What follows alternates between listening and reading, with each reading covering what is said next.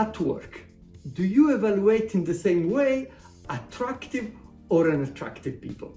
My name is Giuseppe Conti, I'm a business school professor and the founder of Conti Advanced Business Learning, a company that specializes in negotiation and influencing. Linking to my initial question, there are dozens of studies that support the impact of beauty in our judgment. Good-looking people are consistently considered more pleasant, more honest, more intelligent. This is an example of the halo effect. We take one characteristic of one person or company and then we make an overall judgment about the person or company. Let's say that a company has strong financial results and then we assume that the CEO is great and they also have a great company culture. Or maybe a CEO is a great business person and then we assume that they're also amazing in their personal life.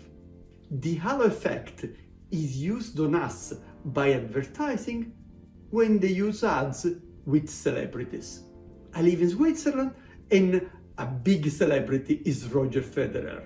I love him. Now, Roger, since he's so popular in the country and all over the world, then he makes all kinds of advertising. As much as I love Roger and I'm a big fan of his tennis expertise, I have some doubts about his expertise around pasta. Still, he makes great advertising for Barilla. So this is the halo effect working on us. If we want to use the halo effect to be more influential, what can we do?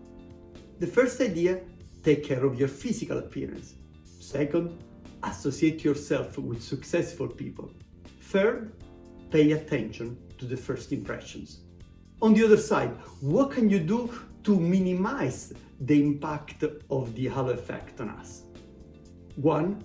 Consider multiple sources of information, use objective criteria for your evaluation, and be aware about your own biases. For more insight on negotiation and influencing, check our website www.cabl.ch. Thank you.